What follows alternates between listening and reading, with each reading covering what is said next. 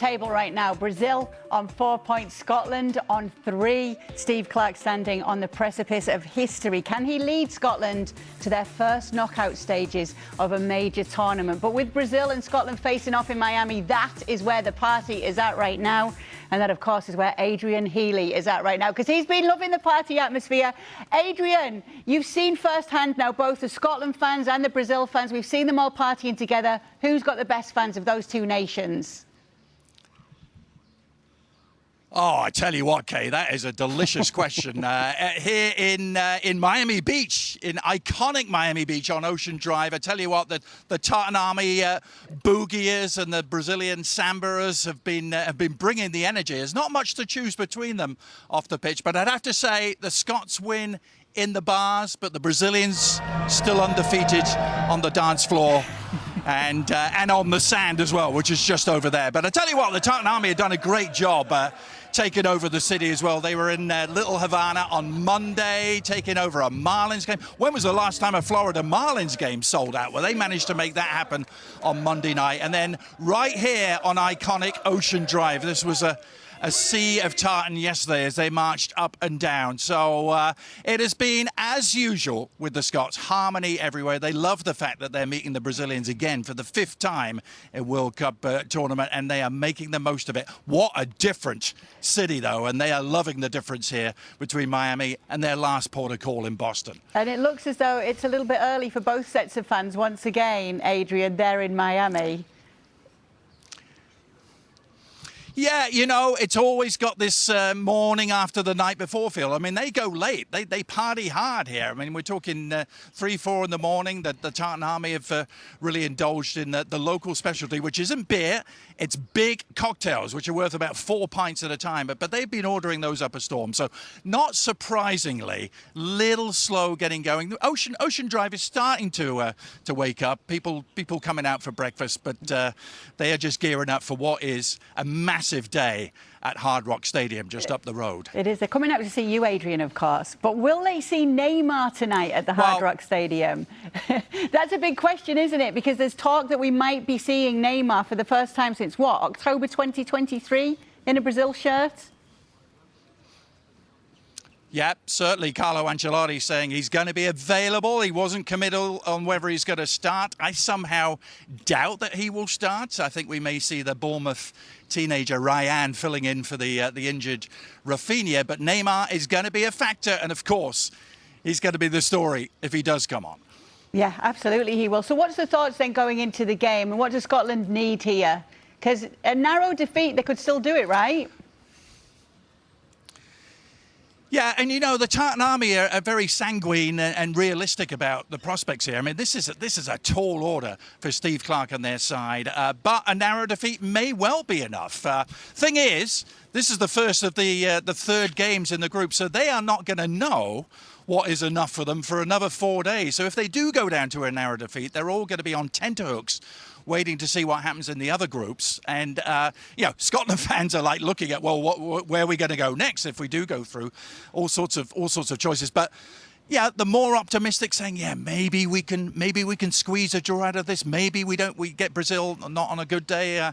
And, you know, they've had plenty of those recently. Are Brazil really going to hit their stride is a question. And can Steve Clarke's team do enough to prevent that from happening and still give themselves a chance to go up the other end and cause some damage, which the Scots believe they can.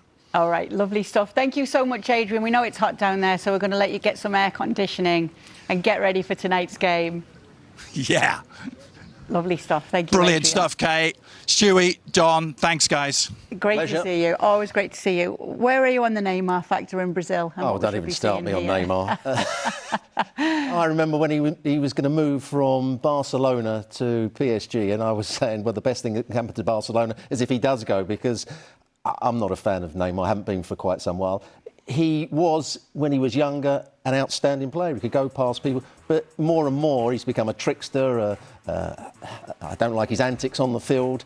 I'm not, as you can tell, not a great fan of Neymar. I hope he doesn't play. Oh, no. Oh, my days. Brazil's top scorer, Don. Do you want to see him? I want to see him. I mean, not from a Scottish point of view. I want to see him.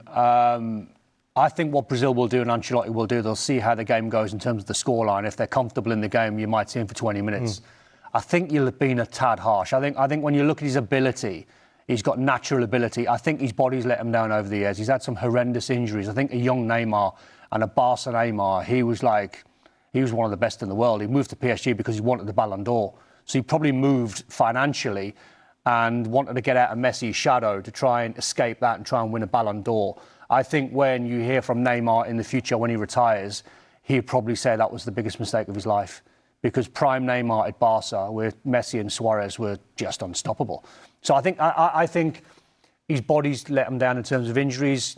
How do you cope? How do you try and manage that? It's difficult. Now you're trying to play catch-up. At his age now, you just want minutes. You just want to try and show a little bit of what Messi and what Ronaldo, what Mbappe are all about. You just want to add a little bit of sprinkle, just to say to everyone, I can still do it, you know. What do you think of Brazil this tournament?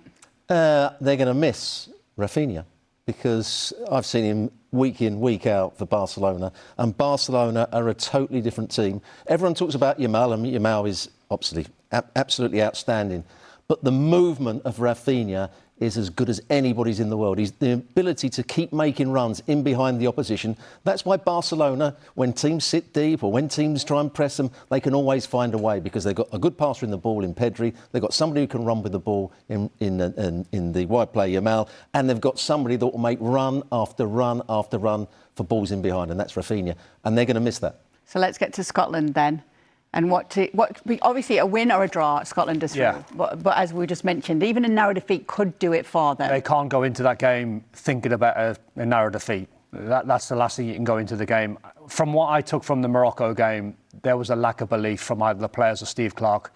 I mean, Stewie done the analysis on England there. I could do 2 hours on Scotland and the Morocco game, because, you know, Scott McTominay got voted MVP at Napoli 2 seasons ago. One of the best midfield players, scoring midfield players, number 10, number 8, whichever bracket you want to put him in.